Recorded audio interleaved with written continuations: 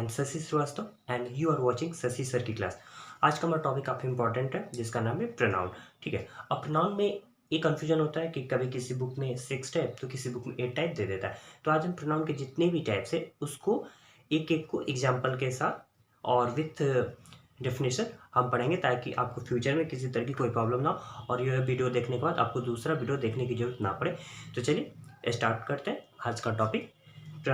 Friends, noun तो आपने बहुत पढ़ा होगा, ठीक है, लेकिन आज हम आपको कुछ दूसरे तरीके से पढ़ाएंगे, ठीक है, ताकि आपको प्रोनाउन में किसी तरह की कोई प्रॉब्लम ना हो। अब देखिए, मैंने एक सेंटेंस यहाँ 4 सेंटेंस लिखे। Rohan is a good work, Rohan is an intelligent, Rohan pledge cricket और रोहन इट्स मैंगो। ये चारों चीज़ें रोहन के बारे में बताया गया, ठीक है। अगर हम यहाँ रोहन इज गुड वर्क, इसके बाद हम लिख दें कि ही इज़ एन इंटेलिजेंट, फिर यहाँ लिख दें ही प्लेज क्रिकेट और यहाँ पर फिर लिख दे ही इट्स अ मैंगो, मतलब एक आम खाता है, ठीक है। तो यहाँ पर क्या हुआ कि ये सेंटेंस जो हुआ हमको बार बार रोहन लिखने की जरूरत नहीं पड़ी, बल्कि उसके जगह पर मैंने ही रख दिया। तो इससे एक चीज पता चलता है कि अगर आप नाउन के जगह पर उसी पर कोई और वर्ड अगर रख रहे हैं तो वही प्रोनाउन बनता है। इसका डेफिनेशन है कि a pronoun is a word used instead of noun, मतलब कि नाउन के जगह पर आप कोई वर्ड जब रखते हैं तो प्रोनाउन बनता है, ठीक है। अब यहाँ पर आप कोई गर्ल हो तो सी रख सकते हैं, एक से ज़्यादा व्यक्ति हो तो दे रख सकते हैं या फिर वी रख सकते हैं। तो प्रोनाउन का एग्जाम्पल आप दे सकते हैं ही, सी, इट, दे, वी, ठीक है, इट इज, ठीक है। तो इस तरह से प्रोनाउन का डेफिनेशन आपको क्लियर हो गया। ये प्रोनाउन का डेफिनेशन है। एक और चीज, नाउन का मतलब होता है कि आप प्रोनाउन का मतलब होता है कि आप उसके साथ कभी भी नाउन नहीं रख सकते, मतलब कि आप ही और रोहन एक साथ कभी भी नहीं रखेंगे। या तो आप रोहन रखेंगे जो कि नाउन है, या तो आप ही रखेंगे जो कि प्रोनाउन है, ठीक है। तो इससे एक चीज क्लियर हो गया होगा आपको कि नाउन का डेफिनेशन से मतलब निकलता है या तो नाउन, प्रोनाउन का डेफिनेशन से निकलता है या तो नाउन या तो प्रोनाउन। तो चलिए अब हम प्रोनाउन के एक एक डेफिनेशन, एक एक जो टाइप्स है उसको लिखते हैं और फिर इसको डेफिनेशन से एग्जाम्पल से पढ़ेंगे। तो चलिए स्टार्ट करते हैं।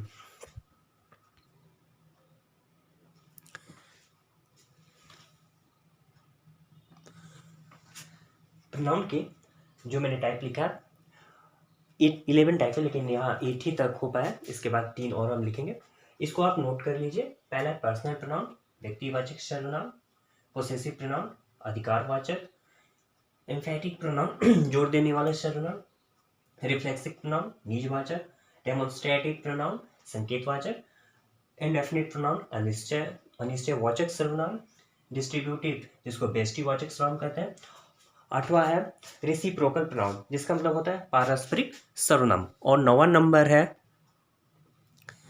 रिलेटिव प्रोनाउन जिसका मतलब होता है संबंधवाचक सर्वनाम। 3 नंबर में आता है इंट्रोगेटिव प्रोनाउन प्रश्नवाचक। लास्ट है 11 एक्सक्लेमेटरी प्रोनाउन जिसका मतलब होता है विस्मयादि बोधक सर्वनाम। तो चलिए अब एक एक के बारे में हम लोग डिटेल से स्टडी करते हैं। अब पर्सनल प्रोनाउन के बारे में पढ़ते हैं, ठीक है। तो पर्सनल प्रोनाउन का डेफिनेशन है I, we, you, he, she, it and they are called personal pronoun, मतलब कि ये चीजें पर्सनल प्रोनाउन कहलाती है। मतलब कि यूँ समझ लीजिए कि जो बोलता है या जो सुनता है या जिसके बारे में कुछ कहा जाए वो पर्सनल प्रोनाउन होता है, ठीक है। तो पर्सनल प्रोनाउन आपको क्लियर हो गया होगा कि आई, वी, यू, ही, इट, ये सब पर्सनल प्रोनाउन होते हैं। तो चलिए एक ये चीजें पर्सन के रूप में कैटेगरी में की गई है। तो अगर आपको पर्सन के बारे में नहीं पता है तो हम लिख देते हैं, वो आपको काफी काम करेगा। पर्सन 3 तरह का होता है, फर्स्ट पर्सन, सेकेंड पर्सन और थर्ड पर्सन। तो आई, वी, ठीक है, ये फर्स्ट पर्सन में आ जाएगा। यू आपको सेकेंड पर्सन में आता है और थर्ड पर्सन में ही, सी, इट, दे, ये थर्ड पर्सन। तो इस तरह से ये मिलकर पर्सनल प्रोनाउन बनते हैं। तो अब आपको पर्सनल प्रोनाउन क्लियर हो गया होगा, ठीक है, किसको कहते हैं। तो चलिए अब अपना नेक्स्ट टाइप स्टार्ट करते हैं। नेक्स्ट है पोसेसिव प्रोनाउन। तो इसका डेफिनेशन है the pronouns used to show possession is called a possessive pronoun, मतलब कि जिसमें ऐसा लगे कि प्रोनाउन अधिकार दिखला रहा है। इसके बारे में मैंने आपको अपने वीडियो में पहले भी बताया है। ठीक है, तो आशा है कि आपको ये क्लियर होगा, लेकिन फिर भी इसके बारे में और भी कुछ हम आपको बता देते हैं। ठीक है, इसमें आपको आएगा his, hers, yours, theirs, ours, ठीक है, इट्स भी आता है। तो अब इसको यूज कैसे करेंगे, जैसे यह घर मेरा है, ठीक, तो दिस हाउस इज माइन। तो यहाँ पर जो हमने माइन यूज किया यही है पोसेसिव प्रोनाउन। जैसे यह कुत्ता तुम्हारा है, तो दिस डॉग इज योर्स। तो ये क्या हुआ, पोसेसिव प्रोनाउन। तो आपको पोसेसिव प्रोनाउन याद कर लेना है कि his, hers, yours, theirs, ours, its, ये सब पोसेसिव प्रोनाउन है। ठीक है, और इसका यूज आपको ऐसे ही करना है। ठीक है, ये माइन के बाद कभी भी आप कोई ऑब्जेक्ट या नाउन नहीं रखेंगे। ठीक है, नहीं तो सेंटेंस गलत हो जाएगा। तो इस तरह से पोसेसिव प्रोनाउन काफी इजी था, पहले भी आपने पढ़ा था हामी से। ठीक है, चलिए अब तीसरा स्टार्ट करते हैं। नेक्स्ट है रिफ्लेक्सिव प्रोनाउन। अब रिफ्लेक्सिव प्रोनाउन को देखिए, when the action done by the subject turns back upon the subject। ठीक है, मतलब कि इसमें क्या होगा रिफ्लेक्सिव प्रोनाउन में, कि इसमें जो कोई काम होगा ना उसका असर खुद उस सब्जेक्ट पर ही पड़ेगा। ठीक है, इसका एक और डेफिनेशन दे सकते हैं, myself, ourself, yourself, yourself, himself. मतलब कि ये चीजें आपको जहाँ मिलेंगी आप समझ जाएंगे कि वो रिफ्लेक्सिव प्रोनाउन है।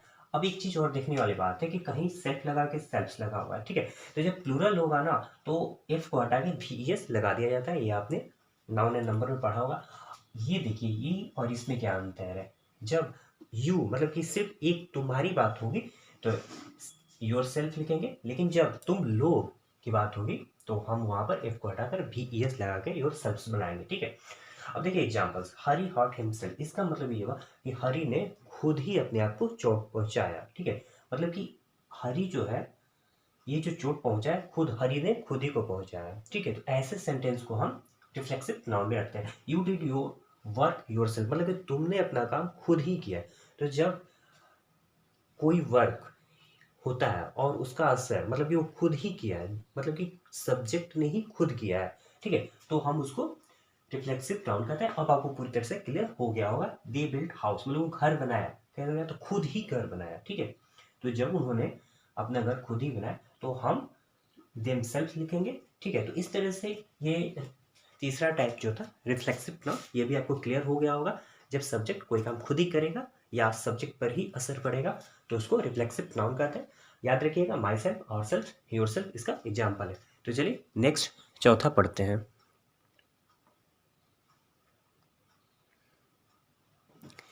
एम्फैटिक प्रोनाउन। ठीक है, इसमें क्या होता है, myself, yourself, herself, himself, ourself, मतलब ये भी चीजें जो अभी थोड़ी देर पहले आप लोगों ने पढ़ा था रिफ्लेक्सिव प्रोनाउन में, वही चीजें एम्फैटिक प्रोनाउन में भी होती हैं। ठीक है, तो फिर आखिर दोनों में अंतर क्या है, ये मेन प्रॉब्लम यहाँ ये होती है कि ये चीजें हमने पहले भी पढ़ी थी, तो उसमें अंतर क्या है।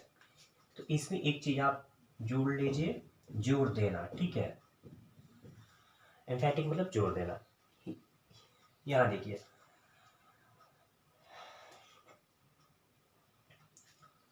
when they are used for the sake of emphasis, मतलब कि जोड़ देना। अब ये सेंटेंस जो मैंने लिखा हुआ है ध्यान से देखिएगा, इसी से क्लियर हो जाएगा।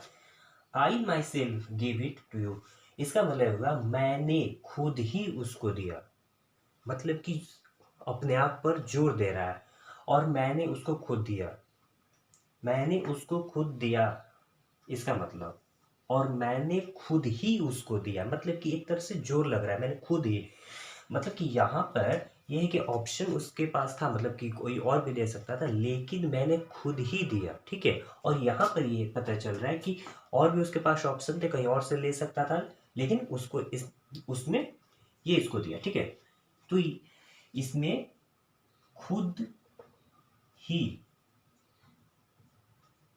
और इसमें खुद। ये जो ही जुटा है ना, यही सेंटेंस पर जोर देता है। इसका एक और ट्रिक है कि आपको सब्जेक्ट के बाद ये दिखेगा। अगर सब्जेक्ट के बाद आपको मिल जाए तो आप समझ जाइएगा कि ये एम्फैटिक प्रोनाउन है। और ये आपको अगर सब्जेक्ट के बाद नहीं मिले, वर्ब के बाद मिले, तो समझ जाइएगा कि ये रिफ्लेक्सिव प्रोनाउन है। तो इस तरह से आपने एम्फैटिक और रिफ्लेक्सिव दोनों पढ़ लिया। दोनों में अंतर भी आपने समझ लिया होगा कि जब सब्जेक्ट पर जोर दिया जाए तो एम्फैटिक होता है, और सब्जेक्ट पर जोर जब नहीं दिया जाएगा तो वो रिफ्लेक्सिव होता है। तो चलिए, इस तरह से मैंने 4 टाइप्स पढ़ा दिए। अब नेक्स्ट टाइप स्टार्ट करते हैं। डेमोन्स्ट्रेटिव प्रोनाउन नेक्स्ट है। इसका डेफिनेशन है the pronoun used two point out some nouns which is refer is called a demonstrative pronoun। तो demonstrative pronoun जो होता है वो this, these, that, those, such ये होता है। ठीक है, तो इससे हम लोग बनाते हैं एक एक सेंटेंस। जैसे this is a good boy या दिस इज अ मैन को ऐसे भी बना सकते हैं। That is your pen, this are mangoes. ठीक है, तो इसमें जो ये दिस है ना, डैट या दिस, ये डेमोन्स्ट्रेटिव प्रोनाउन के एग्जांपल्स होते हैं। आप इस सेंटेंस को कभी भी ऐसे नहीं बना सकते। ठीक है, दिस बॉय इज गुड। ठीक है, नहीं तो ये गलत हो जाएगा क्योंकि ये हो गया एडजेक्टिव, डेमोन्स्ट्रेटिव एडजेक्टिव। ठीक है, तो याद रखिएगा कभी भी दिस, दैट, दिस जब आप प्रोनाउन के रूप में यूज करें तो नाउन नहीं लिखेंगे, क्योंकि डेफिनेशन मैंने बताया था नाउन प्रोनाउन कभी एक साथ नहीं आते। और डेमोन्स्ट्रेटिव प्रोनाउन और एडजेक्टिव में क्या अंतर है, इसका मैंने एक वीडियो बनाकर डाला हुआ है, अगर प्रॉब्लम है तो आप उसको देख सकते हैं। चलिए, अब नेक्स्ट टाइप हम स्टार्ट करते हैं। Number 6, indefinite pronoun. ठीक है, इसका डेफिनेशन हमने लिखा, an indefinite pronoun refers to person or things in a general way and doesn't refer to any person or thing in particular. इसका मतलब ये हुआ कि इससे आपको ये नहीं मिल पाएगा कि की संख्या कितनी है या फिक्स कोई अमाउंट है। अब जैसे मैंने कहा कुछ पेन, कुछ बच्चे, कुछ लड़के, कुछ कार। ठीक है, तो इससे ये नहीं पता चल पा रहा कि मैंने कितना संख्या बोला। ठीक है, अब कुछ लड़के आज प्रेजेंट है तो कुछ ये तो नहीं पता चला। अगर हम ये कहें कि 100 लड़के प्रेजेंट है तो 100 मतलब कि फिक्स हो गया। लेकिन इंडेफिनिट प्रोनाउन में क्या होता है कि संख्या जो होती है वो फिक्स नहीं होती। इसमें से आप बहुत सारे हैं, तो मैंने कुछ एग्जांपल्स लिखा। नथिंग मतलब कुछ नहीं, सॉम मतलब कुछ। अब हम यहाँ लिखे सॉम मैंगोज, इसका मतलब क्या हो गया कुछ आम, तो कितना ये पता नहीं चल पा रहा। और यहाँ लिखे मेनी बॉयज, इसका मतलब कितने लड़के, ये भी क्लियर नहीं हो रहा। तो ऐसी प्रोनाउन जिससे कोई व्यक्ति या कोई थिंग्स, वस्तु की संख्या क्लियर पता ना चले, उसको हम इंडेफिनिट प्रोनाउन में रखते हैं। तो चलिए, इस तरह से हमारा ये नंबर 6 भी समाप्त हो गया। चलिए 7 नंबर स्टार्ट करते हैं। Distributive pronounce 7 number. When each, either and neither are used as pronouns, they are called distributive pronouns। मतलब distributive pronoun काफी इजी है, बस आपको ये 3 चीज याद कर लेना, each, either, neither। ठीक है, each मतलब होता है प्रत्येक, each मतलब होता है प्रत्येक।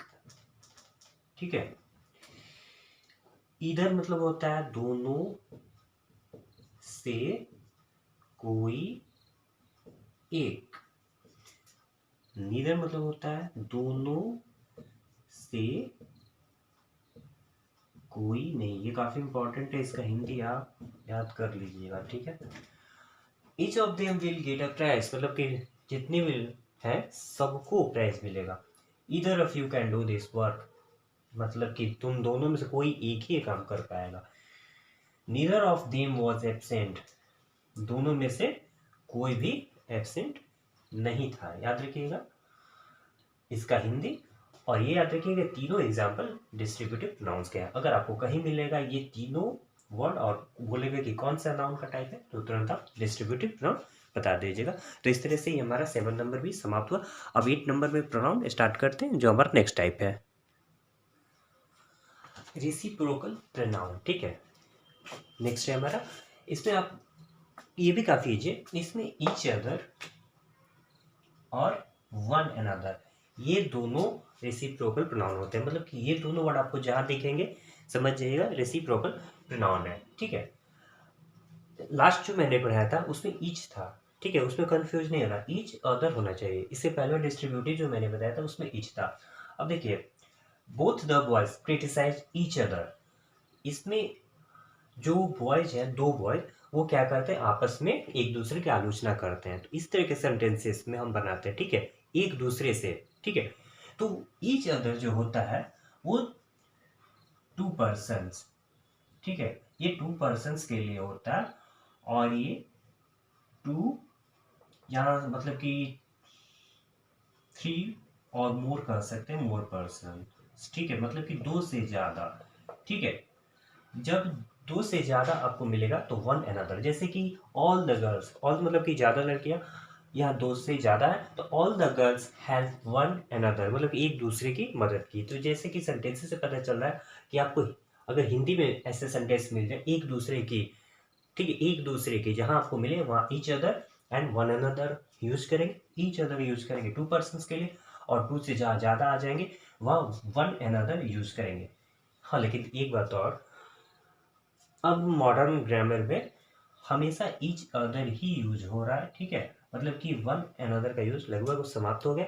अब दो पर्सन हो या दो से ज्यादा, हर जगह ईच अदर ही यूज हो रहा है। लेकिन आपको ये बस जानना है कि वन अनदर एक से ज्यादा, दो से ज्यादा पर्सन के लिए यूज होता था, लेकिन अब आप ईच अदर लिखेंगे तो गलत नहीं माना जाएगा। तो चलिए, इस तरह से हमारा एट प्रोनाउन का 8वां टाइप भी समाप्त हुआ। चलिए 9 नंबर स्टार्ट करते हैं, रिलेटिव प्रोनाउन। तो रिलेटिव प्रोनाउन क्या करता है कि ये दो सेंटेंस को आपस में ज्वाइन करता है। ठीक है, जब दो सेंटेंस को जोड़ना हो तो बीच में हम रिलेटिव प्रोनाउन का यूज करते हैं, और जो भी नाउन या प्रोनाउन यूज हुआ रहता है सेकेंड सेंटेंस में, उसमें ये आकर उसको बताता है। ठीक है, मतलब कि वही रिलेशन बताता है। तो relative pronoun joins two sentences together and refers to some noun pronoun going before. ठीक है, मतलब कि जो भी उसके आगे नाउन या प्रोनाउन यूज हुआ होता है उसका संबंध बताता है। एग्जाम्पल देखेंगे तो क्लियर हो जाएगा, ये डेफिनेशन मैंने लिख दिया। लेकिन उससे पहले कुछ जानने वाली बात है, हु, विच, व्हाट, हुज, हुम, डैट, ये यही रिलेटिव प्रोनाउन के एग्जाम्पल्स हैं। ठीक है, यही यूज होता है रिलेटिव प्रोनाउन के लिए, और यही आने वाले मतलब दूसरे सेंटेंसेस में का रिलेशन बताता है। ये चीज़ें जो मैंने यहाँ लिखी हुई वो आपको लर्न करनी होगी, वो काफ़ी इंपॉर्टेंट होता है, नहीं तो सेंटेंस आपका गलत हो जाएगा, मतलब कि मीनिंग लेस हो जाएगा। जब भी हु का यूज करेंगे तो वो केवल लिविंग थिंग के लिए ही होगा। ठीक है, लिविंग थिंग कर सकते हैं, मतलब कि पर्सन, मतलब मनुष्य जाति के लिए। ठीक है, विच का प्रयोग हम नॉन लिविंग और एनिमल के लिए करेंगे। ठीक है, इसमें आप कोई व्यक्ति के लिए नहीं करेंगे। डैट का यूज आप पर्सन के लिए भी कर सकते हैं, थिंग के लिए भी कर सकते हैं, मतलब कोई वस्तु के लिए भी कर सकते हैं, और पर्सन के लिए भी थिंग। और हुज का प्रयोग अधिकार दिखाने के लिए करता है। अब हम क्या करते हैं, अब एग्जाम्पल देते हैं, क्योंकि मुझे नहीं लगता है कि इस पर से आपको अभी उतना क्लियर हुआ होगा। अब कुछ एग्जाम्पल्स देंगे तो आपको क्लियर हो जाएगा रिलेटिव प्रोनाउन क्या होता है। तो चलिए एग्जाम्पल्स देखिए। पहला सेंटेंस है, I met Ram who help me. अब देखिए यहाँ दो सेंटेंस है, आई मेट राम और राम हेल्प्ड मी। तो राम को हटाकर मैंने हु लगा दिया, मतलब कि ये जो सेंटेंस, दूसरा सेंटेंस में जो राम यूज होता है ना, उसी को बता रहा है कि वही वो है। ठीक है, यहाँ पर अब राम ना लिखकर हु लिख दिया गया है, तो ये हु रिलेटिव प्रोनाउन है। अब क्लियर हो गया डेफिनेशन। राधा हुज ब्रदर, तो देखिए ये अधिकार दिखा रहा है कि ब्रदर किसका है, तो राधा का है। ठीक है, नेक्स्ट है, I have founded the ring which I had lost, मतलब रिंग क्या है, नॉन लिविंग है, तो इसके लिए विच का यूज हुआ है। और here is the pen that you lent me, यहाँ पर जो है डैट का यूज किया, तो डैट का यूज आप किसी के साथ भी कर सकते हैं, इसमें गलत नहीं होता। तो इस तरह से आपको रिलेटिव प्रोनाउन क्लियर हो गया होगा। तो चलिए अब हम 10वां नंबर का प्रोनाउन पढ़ते हैं। नंबर 10 है इंट्रोगेटिव प्रोनाउन। ठीक है, नाम से ही पता चल रहा है क्वेश्चन पूछेगा। तो डेफिनेशन एकदम क्लियर है। The pronoun used for asking a question is called an interrogative pronoun. जैसे देखिए, हु आर यू, इसमें क्वेश्चन पूछ रहा है। व्हाट आर यू, इसमें पूछ रहा है। विच इज योर फ्रेंड और whom डिड यू कॉल, ये सारे सेंटेंसेस में ये क्वेश्चन पूछ रहा है, तो इस वजह से यहाँ पर ये इंट्रोगेटिव प्रोनाउन हुआ। अब इसमें कंफ्यूजन नहीं होना है रिलेटिव प्रोनाउन में। रिलेटिव प्रोनाउन जो था वो दो सेंटेंस को ऐड कर रहा था, और ये कोई सेंटेंस ऐड नहीं कर रहा है, ये क्वेश्चन पूछ रहा है, ठीक है। तो इस तरह से इंट्रोगेटिव प्रोनाउन काफी इजी था, वैसे प्रोनाउन जो क्वेश्चन पूछे। चलिए अब एक लास्ट प्रोनाउन बचा हुआ है नंबर 11, उसको भी हम लोग जल्दी से फिनिश कर देते हैं। एक्सक्लामेटरी प्रोनाउन, ठीक है। ये मैंने आपको अपने वीडियो में इसके बारे में पहले भी अच्छे से बताया।